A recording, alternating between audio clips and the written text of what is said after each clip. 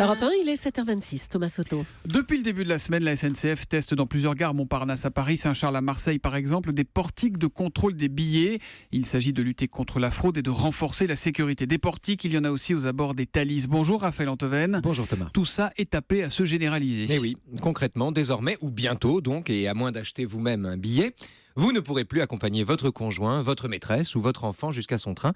Et c'est de loin qu'on verra s'éloigner les gens qu'on aime. Bon d'accord Raphaël, mais quand on pense que les portiques auront pour double effet de lutter contre la fraude et contre l'insécurité, on se dit qu'on n'a quand même pas forcément perdu au change. Oui, je sais, et qu'un adieu dans les règles de l'art ne pèse pas grand-chose à côté d'une disposition légale qui renforce considérablement la sécurité des voyageurs. Peut-être, mais moi je suis pas sûr de ça. Et pourquoi vous n'êtes pas sûr ? Parce que, qu'en est-il de tous les moments de la vie qu'un tel dispositif va faire disparaître ? Du dernier baiser devant le wagon, tandis que la voix de Simone Hérault vous redonne inutilement le numéro du quai.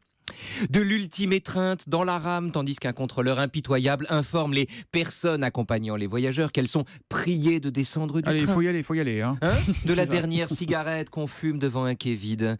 De ses parents divorcés qui accompagnent leur petit pour lui montrer, avant son départ en colo, l'image rassurante d'une famille qui a survécu à la séparation. Que va-t-il advenir, Thomas, de tous ces gens qui se sont déjà dit au revoir, qui n'ont plus rien à se dire, mais qui continuent à se faire des signes de la main parce que les accompagnateurs n'osent pas partir avant le train, hein ? Et ben tout ça c'est fini. Adieu les adieux. Bon, je vous rappelle quand même qu'on n'a plus le droit de fumer sur les quais de gare depuis bien longtemps. C'est Vous une allez zone de vous allez non-droit, encore me les quais de gare. trouver Bon, on en rabat-joie. reparlera. Bref, à vous entendre, c'est une vraie tragédie ces portiques. Mais non, la tragédie, ce sont toutes les petites tragédies justement dont nous allons être privés. La vraie tragédie, elle est là. La vraie tragédie, c'est qu'on va être privé de toutes ces petites scènes de la vie où la littérature, l'amour, le cinéma ont puisé tellement de merveilles.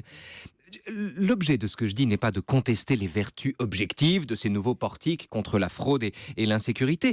Mais enfin, on est quand même en droit d'en déplorer les effets, de regretter un tout petit peu cet empiètement de la loi sur la joie, c'est-à-dire du citoyen sur l'individu.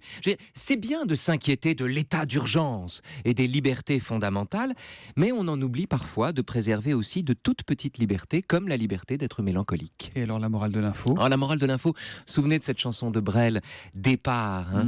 À chaque départ, meurt vite de même. Sur les quais de gare, tous les au revoir. Et tous les adieux nous rendent l'espoir, nous rendent plus vieux. À chaque départ, meurt vite de même. Sur les quais des gares, tous les au revoir. Jacques Brel, 1953. C'est riant, hein, dis donc, ça met la patate le matin. La morale de l'info. Tous les jours. Tous les matins à 7h25 sur Europe 1. À demain, Raphaël. À demain, les amis.